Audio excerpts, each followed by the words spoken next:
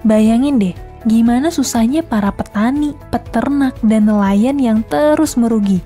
Karena harga jual produk mereka tuh murah banget. Sampai-sampai mereka tuh mutusin untuk nggak kerja lagi. Dalam beberapa kasus, bahkan ada para petani yang ngambil hasil pertanian seadanya buat kebutuhan mereka. Dan sisa hasil panennya tuh dibakar atau dibiarin membusuk gitu aja.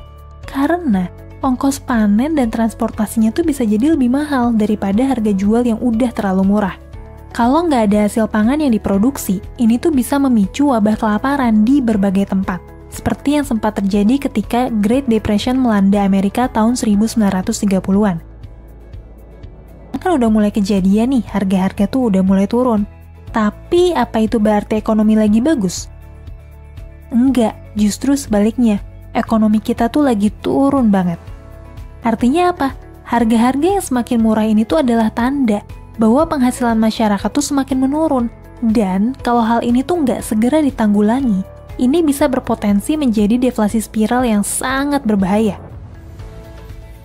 Terus sekarang pertanyaannya, apa dong solusi yang bisa dilakuin untuk mencegah atau meredam dampak dari deflasi spiral ini? Saat ini yang paling menghantui negara kita dan dunia itu ada deflasi ya. Penurunan transaksi perdagangan di suatu sistem itu berhenti ya, berhenti. Artinya barang nggak laku, nggak ada jual dan terjadi ya. Tapi kalau di Indonesia sebenarnya tidak perlu terjadi ya. Makanya resources alam itulah yang nantinya akan menyelamatkan kondisi kita. Nah, tentunya kita harus mampu mengolah tadi. Nah, hari ini saya mencoba melakukan transfer knowledge bagaimana sebenarnya kita bisa memutar ekonomi atau kita bisa membuat ekonomi sendiri dengan apa? Dengan memanfaatkan semua potensi yang ada di sini, desa sini ya. Kuncinya sebetulnya cuma satu, yaitu transaksi perdagangan tuh harus digenjot lagi supaya ekonomi bisa bangkit. Punya ternak, ya, punya lahan pertanian. Ya. Tapi artinya ekonomi yang kita putar harus dengan biaya yang murah ya tentunya, karena suku bunga tentunya juga harus diturunkan sebenarnya kalau yang bagus, tapi kalau harus meminjam segala macam juga masih repot kan. Tapi dengan ilmu ini insya Allah tanpa harus meminjam bank, tanpa harus menurunkan pajak mungkin ya, tapi kita tetap bisa eksis. Nah, dengan catatan apa? Semua biomasa bisa kita olah dengan biaya yang murah. Kemarin Anda sudah kita ajak praktek bagaimana mengolah sumber daya alam yang tadinya apapun penyebab turunnya daya beli konsumen, deflasi ini tuh bisa jadi semakin berbahaya kalau udah berubah menjadi deflasi spiral. Di mana nih? Turunnya daya beli konsumen memicu lesunya transaksi perdagangan. Perdagangan yang lesu ini bikin para pengusaha tuh terpaksa menurunkan harga. Harga yang turun ini memicu kerugian bagi pemilik usaha.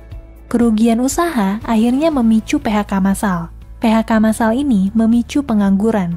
Dan banyaknya pengangguran tuh akan kembali memicu daya beli konsumen yang semakin menurun. Dan seterusnya. Rantai sebab akibat ini tuh bisa terus berputar semakin parah, sehingga namanya tuh disebut dengan deflasi spiral. Harta karun Bapak yang di sini ya maksudnya ya, itu memang harus seperti ini. Jadi yang bisa ditata lembut ini adalah yang sudah punya kadar kurang lebih 5-10%. Nah, itu nanti baru bisa ya ini. Jadi nanti kalau itu nanti lebih dikeringkan lagi, tapi ingat pengeringannya harus pakai atap duri atau ada yang Bapak yang jangan pakai gandrung ya, 5%. Dan lembut ini kalau udah pupus seperti ini dia luar biasa Pak. Makanya nanti saya bisa semakin lembut jumlah pupus. Biomasa yang kita latih di desa yang sangat kondisinya sangat ekonominya lemah dan seterusnya, kalau kemarau dia nggak bisa apa-apa. Hari ini kita coba bagaimana memanfaatkan semua biomasa yang ada di desa setempat ya. Jadi ini biomasa ini contohnya adalah jagung ya. Biasanya petani di sini dibakar ya. Jerami juga sama, biasanya dibakar ya. Hari ini kita akan coba merubah limbah ini jadi berkah. Dikala ekonomi semakin morat-marit seperti ini ya, krisis dan resesi ekonomi yang sebentar lagi akan melanda seluruh dunia, bahkan dari ini sudah terasa, ini menjadi berkah ya. Dengan mikroba EMA 11, biomasa ini akan kita ubah menjadi berkah, karena apa? Rantai yang ada di dalam biomasa ini kita mulai akan menjadi pakan yang luar biasa. Nah, jadi ini stadinya di sini terbuang percuma. Mulai hari ini petani-petani di desa di Blora ini ya, salah satu desa di Blora ini yang kita kumpulkan di pusat pelatihan di sini, kita latih bagaimana mengolah semua biomasa, jangge, tebon, jerami. Kita ajari bagaimana teknis berubah biomasa ini menjadi super feed. Ini bisa kita simpan sampai 2 tahun ya, sehingga desa ini bisa mempunyai lumbung pakan yang bisa menjadi andalan ke depan di masa krisis ya maupun sepanjang masa nantinya ya. Desa-desa lainnya saya kira juga akan kita bangun.